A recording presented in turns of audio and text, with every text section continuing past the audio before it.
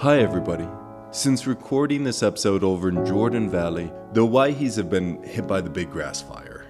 The fire is currently spread to more than 300,000 acres near the Idaho-Oregon border. Right now, firefighters, law enforcement officers, and volunteers are working tirelessly to protect homes, ranches, historical sites, and the surrounding wilderness.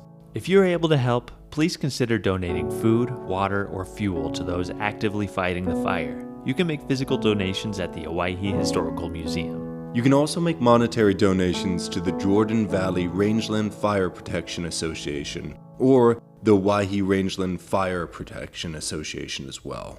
Thank you to everyone working on the front lines, and please keep the communities affected by the fire in your thoughts. When a guard would stop and talk to you, you used to stand back and you would yell so people could hear what you were saying to that guard as they walked by or within the vicinity. But he knew what a convict was going to do before they thought of it themselves. He'd just been around that long, and he was tough. They'd find Sprocky in about every conceivable place you could imagine, which we would, of course, dump. They'd wait until everybody was locked up, and he would open his door and run down to cell one and get a bugler can full of Sprocky and take it back to his cells. She had a kind of a hypnotic power. There were a great many wild cats around the penitentiary, and most people couldn't get near them. But she would stand in the doorway of the cell house and say, "Kitty, kitty, kitty," and those cats would go to her. Welcome back, folks, to Behind Gray Walls, a podcast about the men and women who worked, lived, and served time in the Idaho State Penitentiary. I'm one of your hosts, Samuel, and today I'm over in the beautiful Owyhee Mountains, and for this Stool, Pigeon Saturday, we have a very special guest, the one, the only, the incredible Mike Hanley. Mike, how are you doing today? I'm doing very well. Well, thank you so much for being on the show today. Folks, Mike is a bit of a legend here in Idaho. He was raised right here in Jordan Valley, where he owns and operates the same ranch his family has had since he was 9 years old. The ranch includes land in Oregon, Nevada, and Idaho, stretching across the rugged Owyhee Mountains. But outside of his work as a cowboy, Mike has also earned a reputation as a respected historian. He's published 5 books about the Old West and has received the prestigious Western Heritage Wrangler Award from the National Cowboy Hall of Fame. Mike, can you tell us a little bit about yourself and what first sparked your interest in history? Well, I've had a long time interest in history. My grandfather and my father did. We had people that worked for us were sons of the first generation, white settlers that came to the country, and they had stories to tell. And while the other kids were out playing, I was sitting there listening to every word those people said. Yeah. I just love history. For our interview today, Mike met me outside of his barn. Mike, who's in remarkably good shape for 85 years old, strikes a very handsome figure, wearing a black felt hat, a bandana, and a white mustache. As he leads me to the barn, we are greeted by farm cats running in between our legs. Well, my grandfather, for example, would tell me things that happened to the family, and then the next day he'd ask me to repeat it so I wouldn't forget. He knew nobody else in the family was going to do it. If families are not working to preserve this history, it can disappear. One of your most acclaimed books is Owyhee Trails, the West's Forgotten Corner. What inspired you to take on that project? Well, when I was a little kid, I was 8 years old, and I was up at our cow camp. Well, it's in Idaho, Cliffs, Idaho, on the North Fork of the Owyhee. And we gathered cattle in an allotment down by Three Forks on the Oregon side. And it was the old way we didn't use a chuck wagon as such. It wasn't with horses, but we had it parked and we had the grub box in it. Yeah. And incidentally, that grub box is here in my barn right now. But anyway, I listened to those stories around the campfire, and they were so interesting that even though at that age, I got out my dad's tally book and a little short tally pencil, and I got the pencil, and then I tore a label off of I think it was a tomato juice can, because the tally book wasn't big enough, and I started writing stories when I was a little kid, writing them down. And that's when I started, and then it evolved into Owyhee Trails. You've been writing ever since you were a kid. Yes, I love to write. And, one thing I heard a long time ago, that the printed word will outlast the pyramids. Yeah. And I sincerely believe that. Can you tell us a little bit about the stagecoach, how it functioned, and why it was so important to the West? My wife and I were in Egypt a couple of months ago, and they were the ones that really had a lot to do with the development of wheeled vehicles, especially chariots. The roads were rough, and they used chariots to deliver mail with. Back that was kind of a stagecoach, and they had leather springs on the bottom of the chariots, kind of like a stagecoach does. And it's evolved down through the years to what we had. Stagecoaches were used up and clear up until the earliest part of the 20th century. We were still using stagecoaches in Hawaii County probably until about World War I, maybe even a little bit after that. With stagecoaches, why were stagecoaches so instrumental in Western development? Well, because the only way you can have a society is if you have transportation and an infrastructure to make things work. And stagecoaches have always been the way to do that, carry express and mail. Way back ancient times when they were, like I said, in Egypt, they were moving things in. The Persians, the Chinese, of course the Romans, they were all using stagecoaches of one type or another. We chat inside Mike's barn, where we are surrounded by a dozen stages. Even with most of these vehicles at the Waihi Museum, the room is plenty full of history. Directly behind me is a massive stagecoach, bright red with yellow trim. But it holds more than just stagecoaches. The room also contains sleds, wagons, and even freighters. Do you mind telling the audience the difference between a freighter and a stagecoach? Well, a freight wagon was mainly for hauling just goods, where stagecoaches would carry personnel and documents and mail and stuff like that, that sort of thing, stuff that had to be delivered. And they had to do it fast. Stagecoaches were a lot faster than a mule-driven or an ox-driven or horse-driven wagon. But if you had to haul machinery and stuff, or immigrants were coming across the trail, coming west from the east, you wanted to have a wagon.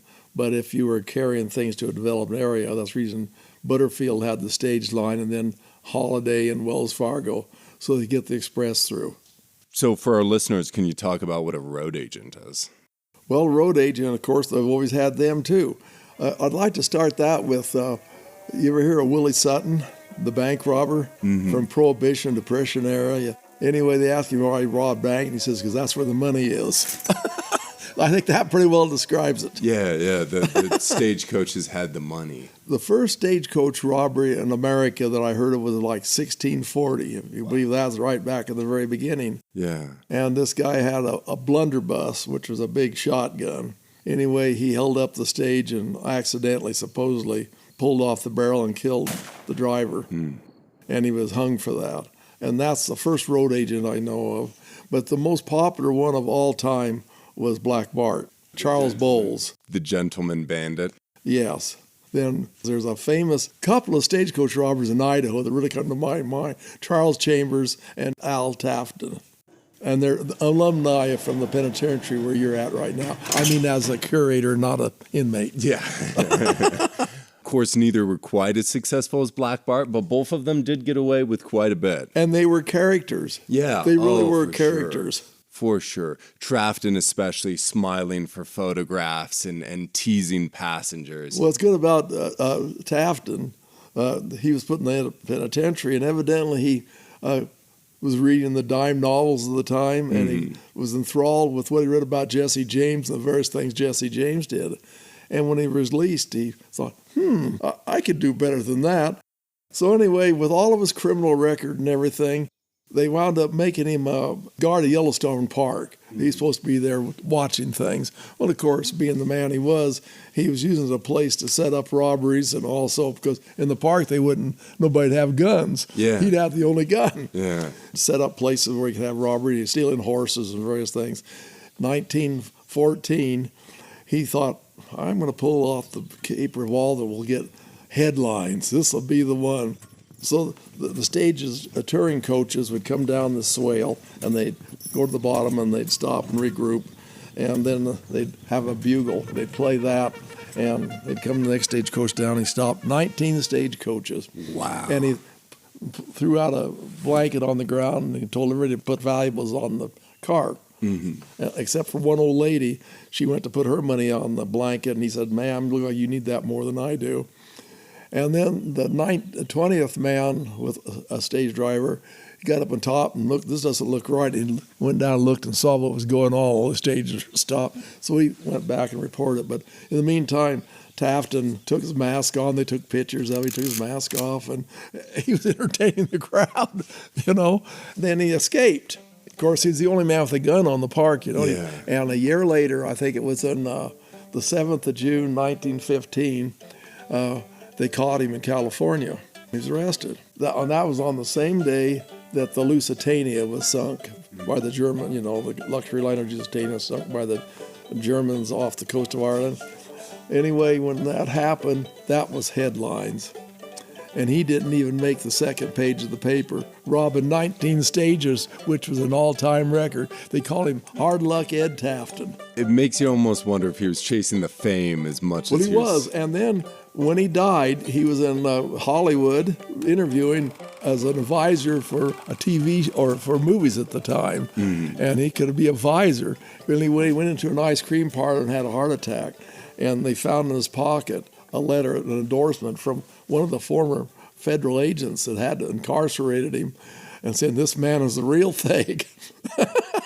Listen to him. I mean, he had respect from the law. Yeah. He was just Robin Hood. Yeah, that letter, James Melrose, the agent, even the agent knew that he'd done some pretty incredible He things. wasn't, he's still a criminal. He was a bad guy. He stole money from his mother. And he was a con. He was such a scoundrel. He was. And the other one was Chambers. Yeah. That guy was amazing. I don't know how many stages he held up. That was before the Oregon Short Line Railroad went through. So the stage traffic started killing Utah on the Transcontinental Railroad, the Union Pacific. Then it would run clear on through like to Umatilla, Oregon, to the Columbia, where it would be on steamers. And stagecoaches did all that travel. That's a long 600 and some miles, all by stagecoach. And of course, Chambers would stop the stagecoach once in a while, and then he was incarcerated, and he had a few problems in the meantime. Well, anyway, he was on one of the escapades. He escaped from the penitentiary of Boise, and he was in California, and he was hard up. Times were tough. So he wrote a letter to Wells Fargo and told them, if you would help me out, I need some help. And I need some money. I've got a family of friends in St. Louis. If I get there, I'd be okay. And I promise that if you help me out, I won't do anything to harm you in any way. And they give address, the whole thing. And of course, the warden, I believe the warden did it, came from Boise and went over there and arrested him. Jack Campbell took him back on the train. I forgot about that. That was that neat. Trying to blackmail Wells Fargo, send this like passive-aggressive, threatening letter asking for money after such a successful career that seems such a silly way to be caught. Don't you think maybe he wanted to be caught? Maybe, yeah. Well, and especially so. When he got back to Boise and met up with John Haley. John Haley apparently forgave him for robbing the stage. He did. And helped him rehabilitate and sent him on his way, a brand new man who promised to never do anything wrong again. Incidentally, I restored a John Haley stagecoach, and it's in the museum over at Murphy right now. Yeah. Did you mind telling us a little bit about John Haley then? Well, John Haley was the stagecoach king of Idaho. And of course, there were several others that were involved too. You know, there was Hill Beachy here in the Waihees, and he had a lot of stage lines. And then Ben Holiday was the king of the stage men. And of course, Wells Fargo came in later. Wells Fargo's the famous one. But the ones that was really famous were like the guys that you're talking about, John Haley and then Ben Holiday and Beachy. Every one of those guys were really entrepreneurs, and they put everything out on a limb, carrying mail under contract. In order to make that contract work, you had to get the mail through on time. And you had Indians, you had bad weather, you had Ed Taftons and Charles Chambers and Black Bart to deal with. And, you know, breakdowns and all those things. But those guys were amazing. But John Haley, he saw his opportunities. He went into the business small time, stage lines all over the Pacific Northwest. In fact, one of my ancestors drove stage for John Haley. Wow. So I'm pretty proud of that fact. But Mike does not just have ancestors who've driven John Haley stages. He's done it himself. A neighbor of mine was Joe Nettleton, and he had a famous stage stop as part of his ranch. It was a cow camp on the road to Reynolds Creek from Silver City, and it had a blacksmith shop on it. And he gave me the blacksmith junk pile that was on the back of the shop. The shop was gone, but here was this big pile of iron out there with it had sodded up, vegetation died on it, and it was building up, growing up and brush. So he gave me that, and I found a set of stagecoach axles there that had been in a wreck. And then I found lots of other parts for stagecoaches in there too, and wagons and horseshoes, mule shoes, ox shoes. So that's where I got it. And then a lot of other parts I have came from junk piles and so forth. Yeah. And I was asked, how do I know that was John Haley stage? I said, well, why isn't it? Because he had stagecoaches wrecked there. Yeah. And it definitely came from Silver City. And it's in the museum at Murphy right now. And then I have another artifact of John Haley's. It's a sled. They had what they call a transfer up here going to Silver City from the Jordan Valley side. And of course they'd have it coming up from Nampa or Boise too. In the wintertime, when they got the snow line, they'd park the wheel vehicles and hook up a sleigh and take that, put 4 horses on the sleigh or 6, whatever the horses they had on, and then go on in. In fact, in the wintertime, I have news accounts out of the Hawaii Avalanche, Statesman too in Boise, where mail was carried all the way to Boise with sleighs. Wow. And then from Silver City clear to Winnemucca in the wintertime. Wow. You don't know about that, but the stagecoach there is John Haley stagecoach too. That's a sleigh. That's incredible. Insane to think about how hard that would be in the winter. Well, it was because it never had a top on it. Those things were notoriously top heavy. Yeah. So you didn't want a top on it. And try to keep the center of gravity down as low as you could. A sleigh that's in the museum over there was made by a blacksmith in Silver City. And it's a wonderful piece of work. And then it had been patched up with buggy parts and stuff. When I restored it, I made sure I left all the original stuff on to show what they did. The braking system they had on that mail sleigh, 2 hooks behind the back runner, and you pull the lever down and it would dig down into the snow. Wow. For a brake. Could you tell us a little bit about the brakes for a stagecoach as well? Well, the stagecoach you worked with it had a foot lever on it. Mm-hmm. You pushed it down with your foot, but forward, so the brake would come back against the wheel. But on the sleigh, you pull it the other way to pull it back down into the ice. Been a lot of runaways because of stagecoach and things, brakes going out or something happened, or you never know what's going to happen. They were dangerous. I mean, a lot of people have probably seen them, but these wagons have rough locks and brake shoes, devices that would slide the wheel into and then drag it down the hill without the weight of the wagon would keep the thing braked. And then the other thing is too that when you went down a hill, they always had to make sure you had the brake shoe or brake left lock on the downhill side, because that would tend to pull it up. If you put the weight on the upper side, it would pull it off the grade. There's all kinds of things, kind of like a Jake brake on a truck or a modern semi, The John Haley stage now at the Waihi Museum is a beautiful vehicle, but it's not a replica built from scratch. Instead, it is painstakingly renovated, one piece at a time. It must just take countless people hours. have asked me, Sam, how much. I don't know how much time, and I don't know how much it costs. And I really don't care. Yeah. What I've always done is I think being in the Army helped me out a lot to budget my time. It really did. But I'd always work, I'd budget 10 to 15 minutes a day on a project. Mm-hmm. I'm ranching all the time, and I'd come in the evening and I'd work on something. And after a while, you start turning things out. In fact, if you could, right here right behind where you're sitting now, there's a spring wagon in the process of being built. It's up on sawhorses. And I've already done something on that today. And in a month, I'll have that thing done. And then I'll have something else. For those who've never done a day's work on a ranch, it is exhausting. And so to get done ranching and still have energy to do this. My grandfather told me just shortly before he died at 95 was that not a day goes by I don't learn something. And he said, when you stop learning, it's time to die. And then he said, I'd rather wear out than rust out. and I think that's most of the American farmers and ranchers. Yeah. I feel sorry for a lot of the people that retire, because I had several good uncles that were really neat guys, and they retired, I think it was 62, and within 2 years they died, sitting in front of the then new TV set. They'd look at it and there'd just be a cloud there of just look like looking at the stars. Yeah. I think I see something. I think, that kind of deal. And they spent 2 years apiece, 2.5, and in 2.5 years, both of them are dead. That's the reason you got to keep busy.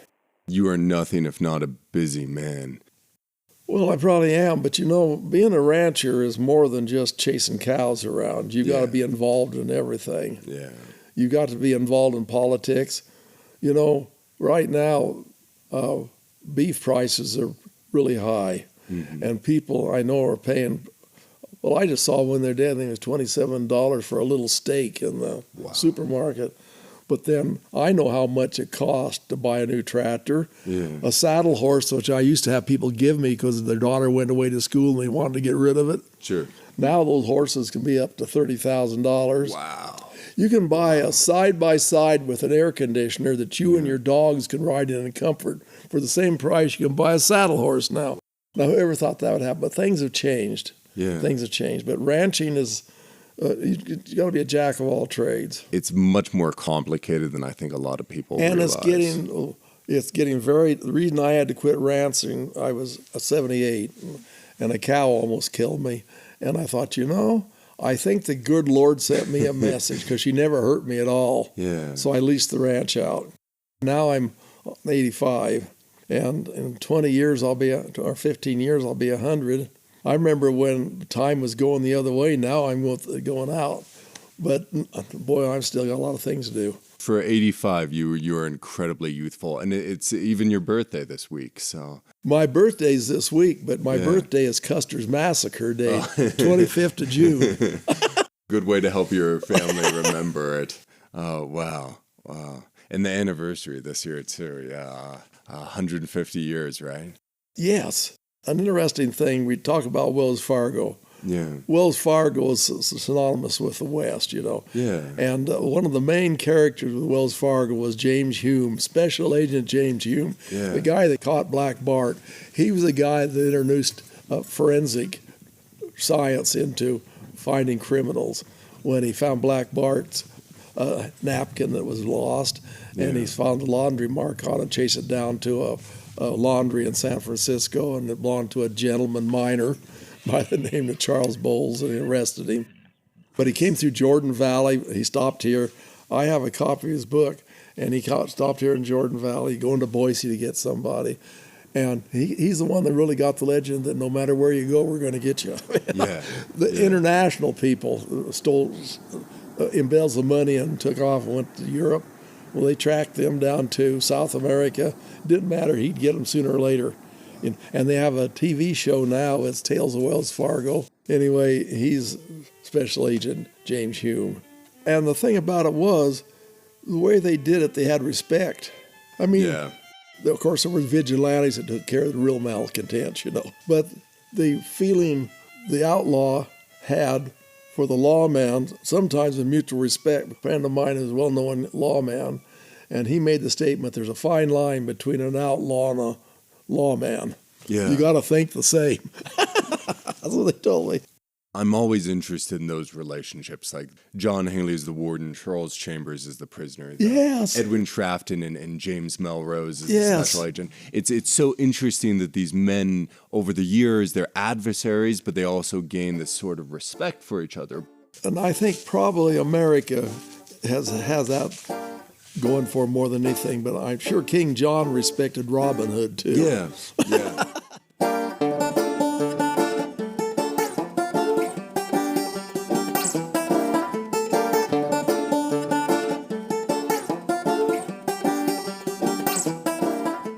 Hill Beachy, what I know about him was back in the 1860s, he had the Luna House, which is a hotel in Lewiston, Idaho. Mm-hmm. And he had a friend, his name was Lloyd Magruder, and he was hauling a load of freight up to Bannock, Montana.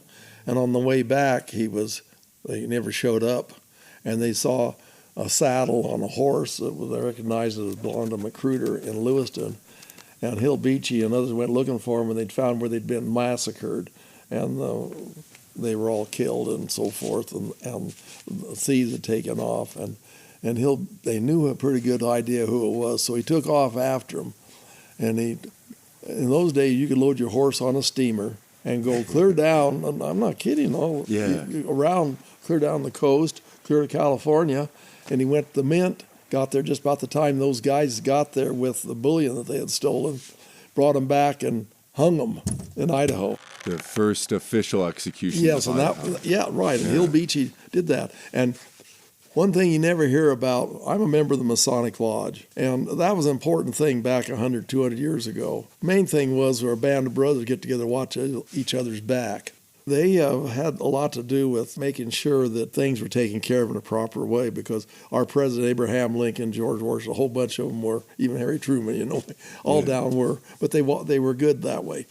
After they had started getting the country organized, then they became politically operative, governors, mayors, senators, presidents, and everything. The history of stagecoaches touches every corner of Idaho. John Haley's route to the Sawtooths, Ben Holiday crisscrossing between Idaho and Utah, and Hill Beachy's passengers riding from Silver City all the way to the Coeur d'Alenes. Hill Beachy, on this one stagecoach right behind you here, his name's on that. Oh, that's very cool. See, he and 4 other people started the Idaho Stage Company, and the brand's on the side of it too. Ben Holiday did a little bit of whiskey trading as well too. Yeah, well, that was a big deal. Yeah. And they made money. Well, the biggest thing they did for making money was hauling public documents. Yeah. They call them pub docs. And I know they were coming across the plains when one of them had Holiday's coach, and it was kind of scandalous. They were getting stuck. The roads were all ripped up by freight wagons. I mean, lots of deep ruts and stuff. So they threw the pub docks in to fill up the mud holes so they could get the stage across. Wow. That is accused of that anyway. 1860s, you're in Idaho, you're a stagecoach driver. What part of Idaho would you least want to drive in? What areas do you think was the worst for stagecoach drivers? Like I told you about Willie Sutton, that's where the money is, a stagecoach. Yeah. In Idaho, any place between Silver City and Winnemucca, between Boise and Kelton, Utah, all those, Blue Mountains out towards Baker City, all those places, were plagued by holdups. The dangers of that. So it'd be pretty hard to say which would be the safest place. It wouldn't even be safe driving a hotel coach. Yeah. I mean, if you're sitting on a stagecoach with the lines for 4 horses or 6 horses in your hands, and if you don't have a shotgun guard with you, you're pretty helpless. And being a shotgun guard, a lot of times that was a dangerous thing to do. Yeah. But they'd be acquired not a 12 gauge or a 10 gauge double barrel shotgun would deter a lot of people. Yeah. But it would still happen. You'd be robbed. So I don't know which would be the safest place or not. Right now, armored cars are pretty well armored. In your collection, you actually have a Wells Fargo shotgun. 2 of them, as a matter of fact. Can you tell us just a little bit about those artifacts? Well, they have a shorter barrel. Both of them are 12 gauges, and but they're both hammer guns. The stagecoaches, in back of the driver's seat, just in back, there's a place where you can put a shotgun or a fifth of whiskey or some rocks. But anyway, the rocks are on the team if you need it. But anyway, there's a place to put the shotgun, and it's probably about 18 inches, 2 feet long. I told you about the mail stage. Can you imagine 30 below zero? You'd have to be wrapped up in buffalo robes. Be brutal. But you're the driver sitting up there, and your hands. Some of those stage drivers, they get arthritis in their hands, and when they got older, they just couldn't. Their hands are set like driving, holding the lines. Yeah. So it was a tough deal. Oh, it would be tough. It would be really, really tough. Of course, if audience members have not picked up by now, Mike does not just collect stagecoaches, he also drives them too. Mike, what have you learned from driving these historical wagons? Every time you get on a stagecoach or you have horses and you're dealing with people, nothing has changed down through the years. You can go from a perfect, absolute, calm situation and all of a sudden have something go wrong, and the horses revert back because they might be domesticated, but their defense is speed. Yeah. And the first thing they'll try to do is take off. Sure. And I've had that happen before, and you never know when something's going to happen. I had a robbery that was supposed to be in the line of fun one time out of Murphy in 1996. And people came out and robbed the stagecoach, and a lot of fun. Came up behind us and started shooting.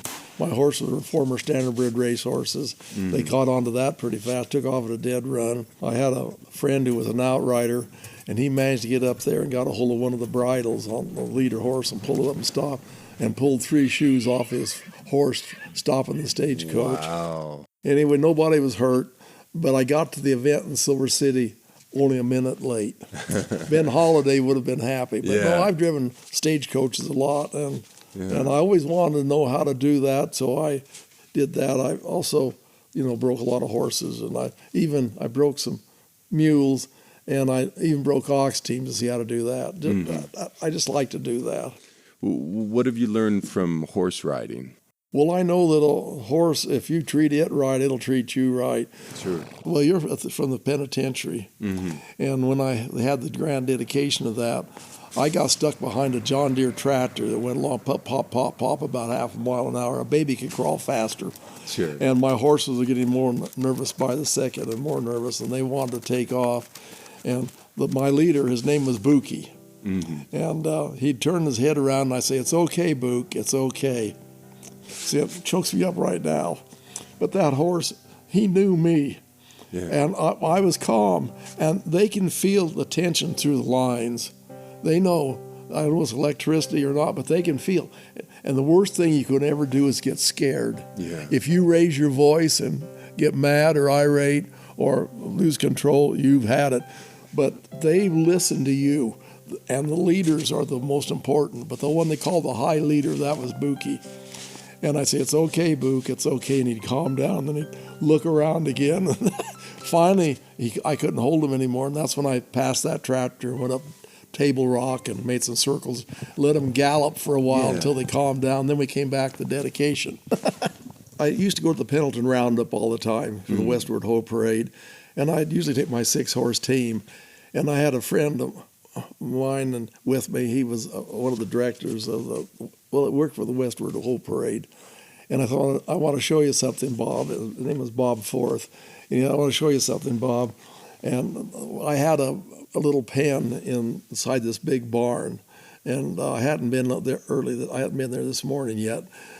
I'd said, "Watch these horses." There was a crack in the door, and they were looking around. And I said, "Boys," and God, their hairs all went up, and they came over there to look for me. And I walked in and petted all of them, and fed them, and they were so glad to see me, and I was glad to see them. There's really a relationship. Yeah. It just, I think everybody that's ever had horses, there's not a better babysitter than a horse for a little child. Yeah. I don't know what there's a real bond between man and horses. And I love them, and now I don't have any more. I have couple of 3 old ones. But there's a certain, even though I might love them, but I know enough to know that they're still horses. Yeah. And I'm 85 years old. Yeah. It gets a little hard to ride at that point. Yeah. Well, and then like mules, they get attached to you too. And you get attached to them. And oxen, a lot of your listeners have had experience with FFA and 4-H. Sure. Boy, I'm telling you, I cried and cried when I sold my first 4-H calf, my first steer. Well, and they love you, Yeah. Develop this relationship with an FFA animal that you're raising for so many years, and then you have to say goodbye. Oh, yeah. I can see, and I see kids getting the same with sheep and hogs, chickens even. Mm-hmm. That's just the way we have a bond with animals. Yeah, yeah. I know that as the years go on, less people are perhaps growing up with farm animals, with horses. What do you think they're missing? What do these animals and those bonds with those animals teach people? Probably the bond that we have is that we're both, animal. We're all animals. Yeah. And we depend upon each other. I think it's that mutual dependency. Sure. Remember, there's an old saying, don't bite the hand that feeds you. Yeah. That applies to human beings, because you take care of your animals, they'll be kind to you.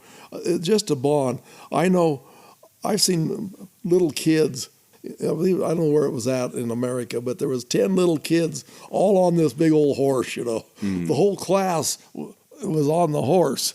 I mean, and the horse was happy, Yeah. But it's things like that, It's just that, well, cats and dogs are okay too, but they're not like a horse. Oh, I tell you about the relationship with animals. I broke ox teams, and I was told that oxen are smarter than a horse. The bovines are. They're a prey animal. I mean, they're slow. Yeah. So they have to do a little bit more thinking. And I know you break a steer to drive, and I started breaking with little leppy calves, bottle calves. And boy, they get so they can, I can't believe I've been on cattle all my life, but when you start breaking the drive and stuff, how smart those things are. I mean, just amazing. It's almost as though they can understand what you're thinking. And they really like you, but they say that if you ever abused one, he'll get you sooner or later. He won't forget. Yeah. Was it harder to break ox than horses? No. I broke a team of mules one time. They were probably stubborn as a Missouri mule. Yeah. Yeah, and I love those things too. They love you. The guy gave me these horses to break, and then I broke them for him. And when he loaded them in the trailer, they brayed for me. They didn't want to leave. Mules are they're such powerful animals. They have such good endurance. They're not always the easiest animals to work with. No, you've got to have a certain personality to get along with them. Yeah, absolutely. But once you do, they have so many more advantages over other livestock. And so mules, I think, are often underrated. Well, their endurance is a lot more than a horse, a lot more.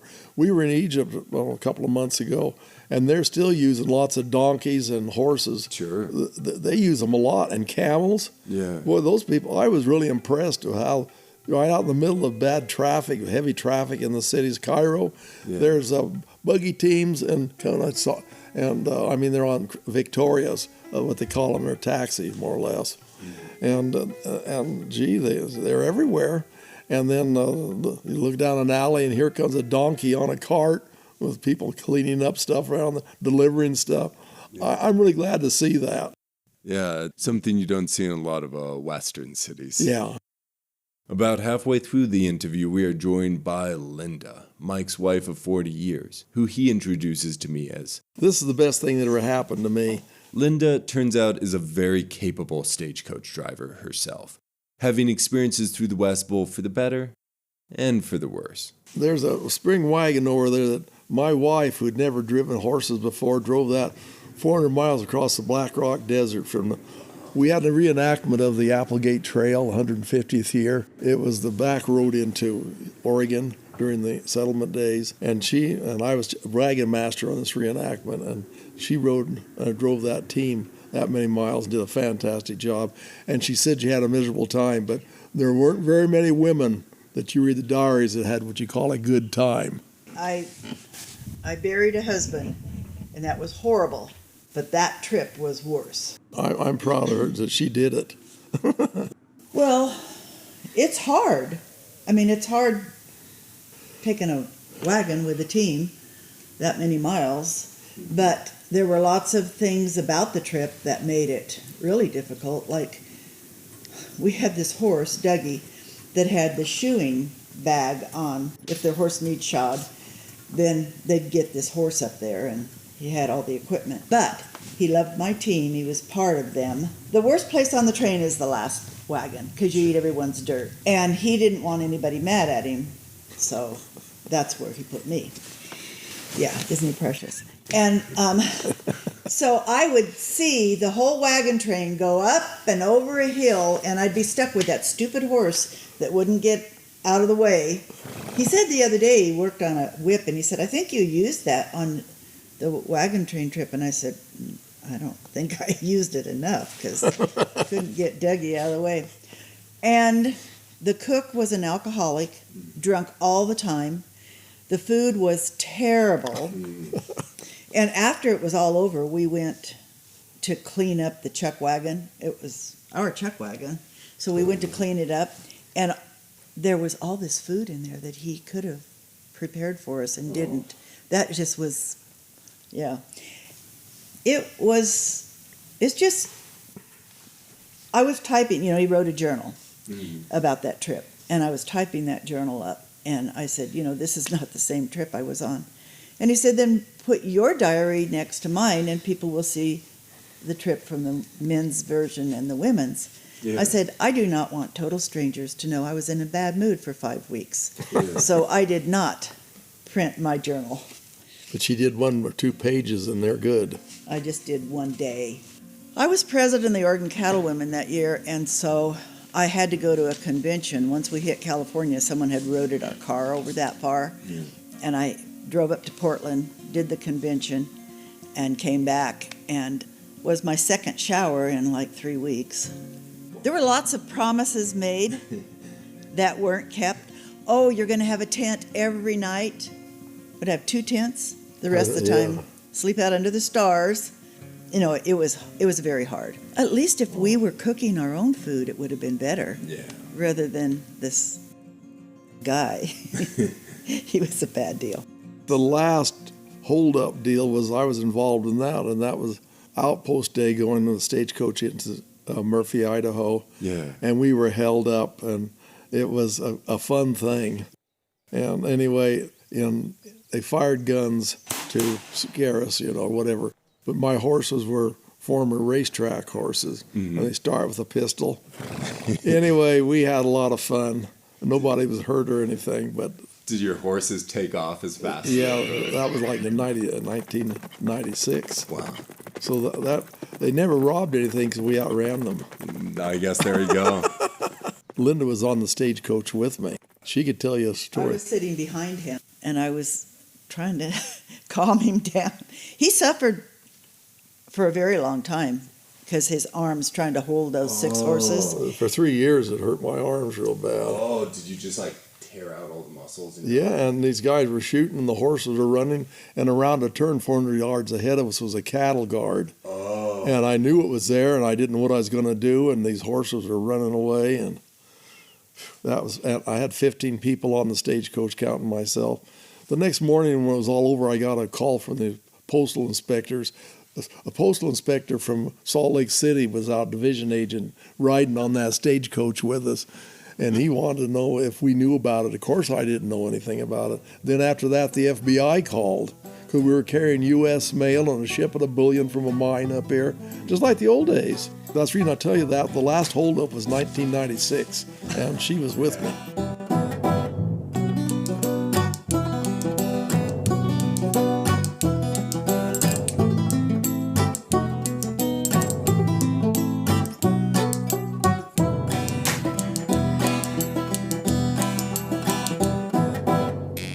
Linda politely says goodbye and heads out of the barn. As the door closes behind her, Mike expresses to me his gratitude for her. That was the best thing I ever did. This deal here is a good deal. How long have you guys been married? The 5th of September will be 40 years. I'm glad it's been such a happy... Well, she supported me with all this stuff, Samuel. Yeah. She could have pulled the plug on me. How many wives are going to let somebody invest a lot of money and time in this and then donate it to a museum? Yeah. How many wives would let that happen? Yeah. Has it been good to have that helpful companion, that support as you've done this process? Well, when she was on that wagon train trip with me, that was amazing because she was the strength of the wagon train. Yeah. She really was. We had a guy that was a preacher, and he wanted to evangelize all the time. And anyway, she took over. Yeah. Sure. And everybody was just so happy. That's the kind of person she was. She's just amazing. And she learned how to drive that team on the road, too. You very generously donated your entire collection to the Owyhee County Museum, and the museum is now building the Mike Hanley Wagon Barn. Can you tell us a little bit about that project? Well, when I first started collecting these vehicles, I was a lot younger, and I never thought about what was going to happen, down the road. But, well, it's been about 20 years ago. I was reading about this guy that had this large collection of stuff he put together at Normandy. He was a farmer and a carpenter, and he went around after the battle and collected all this stuff, and what was he going to do with it? Yeah. Well, he donated it to the American Cemetery Museum there at Normandy. And I thought about that, what that guy did, and what a tribute to him. Plus, it's probably one of the best things I've ever seen. And that's what I wanted to do. I thought, this stuff I have is important, but it's important not only just to me, but it's important to everybody because our country is changing so fast. And what happens a lot of times, we lose our roots. Yeah. And when you lose your roots, you don't know who you are. Right now, people are going back and through DNA, they're finding out what their roots are. And that's an important thing. Tourism is booming all over the world now because people know where they came from. They want to go check it out. It's a great thing. So anyway, I was over at Murphy over a year ago in June. Well, yeah, it was the Hawaii Outpost Day, the 1st of June. And I asked Eric, the curator, if he'd be interested in these stagecoaches and wagons. A year later, the building's built, and I'd say almost $1 million. Wow. And it humbles me that people feel this strongly about it. In fact, while he was interviewing me over there, it had been 2 months ago when they were just topping out and finishing the building, they asked him, well, how much money did he need? And he said, well, forget how many dollars he needed. And it was about $80,000 to get the electric in there. It's a phone call, somebody donates it to him. And then the reporter or the cameraman said, do I see tears? And I said, yeah, I don't know. I can't believe it. In fact, I'm getting it right now. It's just a humbling experience. But I've always felt that it's like when I was writing. I knew when this skill is gone, it's gone forever. But the same people I was interviewing and talking to back when I was 8 years old, they were the ones that were the parents or were the children of the first settlers. And they had all these stories to tell. But they had to be blacksmiths. They had to do all these various things. And I wanted to learn how to do that too. And now that I'm older, one of the greatest things you have is have a young person come up and ask you, how did you do this? Yeah. And I did and I thought I was probably boring those people to death. And my mother would say, Michael, you're boring those people to death. And they'd all say, no, we want to tell him. Yeah. And so I wrote these things down. I've had the people that really helped me. There was Omer Stanford. His father was the first white child born in Hawaii County. Wow. Frank Swisher worked for us. He was a son of the man who came west on a wagon train that was captained by Jim Bridger. Mm. My grandfather was a pioneer cattle and sheep man in Malheur County, Oregon. And then my dad, who was a son of immigrants, way back. Anyway, all those people helped me. Yeah. And my grandfather was the one that would tell me the family stories, and the next day asked me to repeat them so I'd get them right because he's afraid it's going to be lost. And I felt like I've had a duty to do that. And I want to return. I think everybody should return something to the community. I agree. And this is what I want to do. But I miss this stuff. It's going to that museum, and it's like my family. Yeah. I feel like those mules' brain when the trailer drove away. How much time and money and effort and sweat and blood you put into each one of these vehicles. The fact that you're willing to donate them is mind-blowing. This is a collector's dream. And then the fact that you're using this to build up your community is incredible. It truly is. Well, it is. And what's happened in the Boise Valley, and you've seen it where you're at, there's an influx of people coming in, largely from Southern California, and they need a cause. They get down there, and they're excited about our history. Silver City, Idaho, they can see the Hawaii Mountains on the skyline, and they want a cause, and they're joining this museum. And I know I was involved with the museum first started back in the 1960s. And I was once president of the association years ago. But we've always had county commissioners who had pioneer roots, and they want to preserve the history. And I don't know if we have we have a commissioner or ever had one that came from the outside. They always see, we local people, we vote for our own, And they feel like we do. They donated land. The county donated the land to put the museum on. Plus all the people are doing all this stuff. Yeah. And it's just totally mind-boggling. And what it's done, now other people that have artifacts like this are donating to the museum because they have children just like mine. They love it, but they don't want the responsibility of something that happened to us. In fact, I felt so strongly about it, I told my kids, if I die, I want you to know, if you put all this stuff up for auction and you sell it to some nice little old lady that puts it in her garden or for lawn art next to an old fertilizer spreader or something, and sprinkles with water and destroys it, I'm going to come back and haunt the hell out of you and them both. So that's what I want to save it, and it's going to be appreciated there. And we're not through yet because every one of these vehicles I have has history that goes with them. And the history is just as important. And an example of that would be if you had a pistol that was rusty and totally inoperable that belonged to Jesse James, and then you had another one that was just like it, same age and everything, in mint condition, which one would be the most important? That's the thing right there. The history is what's important because these wagons are what built our country. Idaho was, of course, a big part of the Oregon Trail goes through Idaho, and of course, the Oregon Territory at the time too. But anyway, there was 300,000 probably wagons. We don't know for sure how many that came through, traveled from east to west. Some of them came, like the Mormons had hand carts, pushed them across. Pulling them along. Stuff that they did to get out here, And wheels is what did it. I had to learn how to build wheels. Omer Stanford, who I talked about first, whose father was the first white child born in the area. His grandfather was a sheriff of Hawaii County too. Anyway, he had built a lot of wagon wheels, and he showed me what to do. And then Frank Swisher did, and then my grandfather had some tools, and my dad, he went to Oregon State College and took a course on, it was general ranching, agriculture, how they learn how to do things, no 101 things, it's just hands-on. And building wagon wheels and fixing wheels was one of them, and he taught me stuff. So those four guys really helped me a lot. Well, all these wheels and these vehicles you'll see here that are in the museum, I made the wheels for them.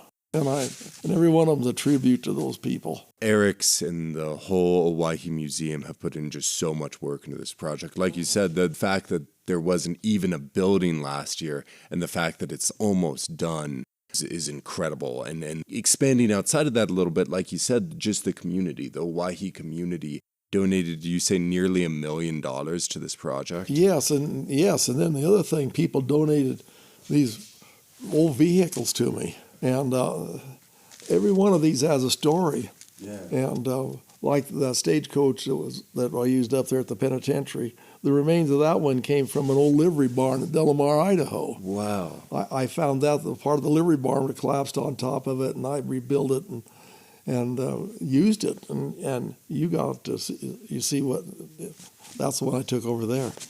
How much more money are you trying to raise for the barn? Well, Eric could probably know better than that, but I imagine he has to do the restrooms and God knows what else he's going to do. I'd say probably another couple of $100,000, just my opinion. I'm just guessing. If listeners right now want to donate and help you with the wagon barn to help preserve this history, how would they go about doing that? Well, contact the Owyhee Historical Society or contact me, and I'll contact Eric's. Well, I'll tell you one thing. I had the R&M Steel in Caldwell, Idaho, built this building for me, and they did such a fantastic job. And I didn't know it that Rob and his wife Nancy had came out and looked at my collection. I didn't know they were here that time, and they saw that, and by golly, they donated the building, and then they donated putting it up and constructing it. Wow. I am so, I just can't, it just gets me that how wonderful people are. And the thing right now, we have all these tourists coming over from the soccer teams to America, and they love our country. And I see why. It's that nobody contributes and donates to society on a volunteer basis, both time-wise and financially-wise, like American citizens do. That's who we are. Small-town America, as you're probably aware, is in dire needs right now. Jordan Valley, It doesn't have a bar anymore. Now that's a big deal, you know. Yeah, Now things yeah. with no bar. Yeah. We don't even have a restaurant. We have one motel, and we can't compete with the Snake River Valley that's an hour away from us. You know, Yeah. you can't compete. Little towns can't do that. Walmart, Costco, you just can't compete against that. But I know myself. Whenever I need some item, I try to buy everything I can locally to help the local people out because we need them. Yeah. Suppose I break a bolt that holds something special on the tractor, and this bolt is in Caldwell or Boise, and I have to fuel up at today's prices. It's going to cost me almost $100 to go get that bolt. Yeah. Okay, the bolt out there might be worth 50 cents, and I might have to pay $1.50 for it in Jordan Valley. And that saves me that much money having something here. We need to support our local people. Why do you think preserving history matters, especially through live history like stagecoach demonstrations? Well, you know, when we leased the ranch out, I got to do things I never did. We went to Europe around and find our roots, Scotland and Ireland. And we went there, and I loved what I saw, but I sure glad that they were forced to leave and come here. I mean, we are the luckiest people, but they've got old buildings there that they've been using over and over and over again. Somebody relocates, goes somewhere else, they come back and they just do a little work on the building. When we went to York, England, we stayed in this Airbnb thing, and when we walked in over the door, it said 1761. And then we went through a little bit further, and this was an add-on. And then the old one was another sign over that door was 1640. You know, they recycled all this stuff. And then the eye-opener for America came in the 60s when they had this urban renewal thing and buildings in Boise. And they did it Dewey Palace Hotel in Napa, the Saratoga in Caldwell. All these things were victims of urban renewal one way or another. And we just demolished them and put up a featureless building or something with no history. They should have saved those old buildings, but we've done that with so many things, you know. And I like to see that because that's who we are.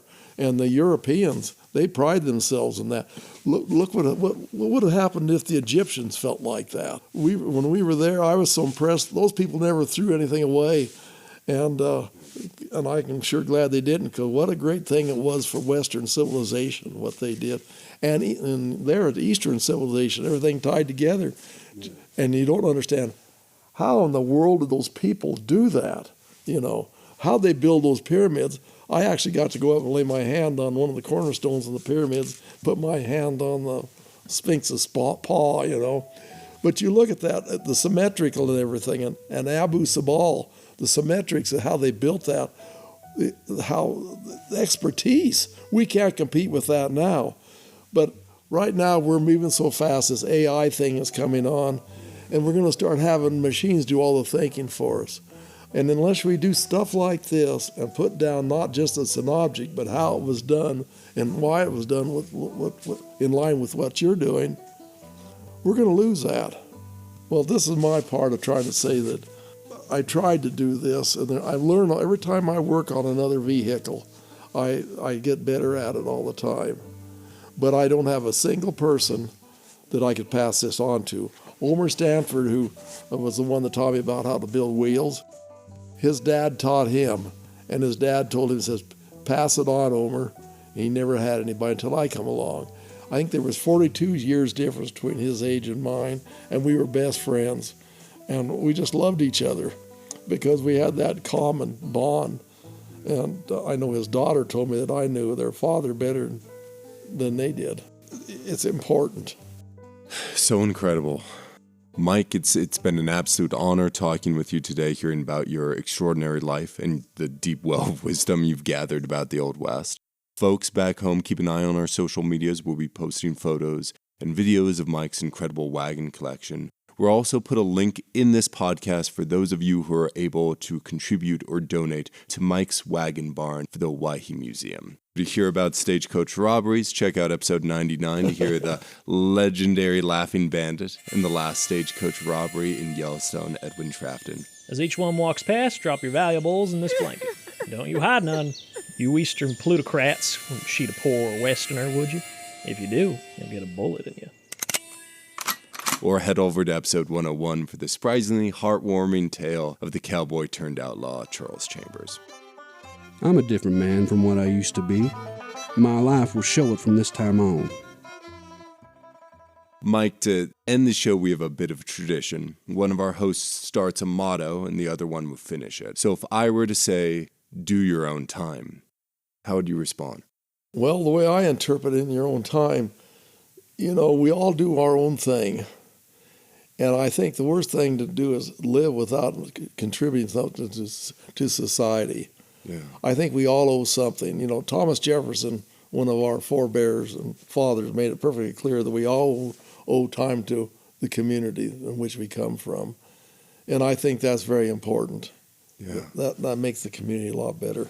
And I think that's what we should do. Absolutely. That's a truly great answer.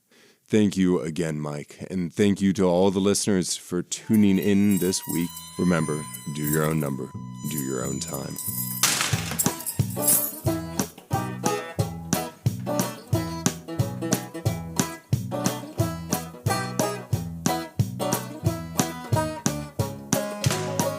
If you enjoyed Behind Gray Walls, please rate, review, and subscribe so others can find our podcast. If you're interested in more Old Idaho Penitentiary information and to see mugshots of the inmates featured in this episode, follow the Old Idaho Penitentiary on Instagram and Facebook. If you want to learn more about the Idaho State Historical Society and its other sites, follow ID State Historical Society on Instagram or visit history.idaho.gov.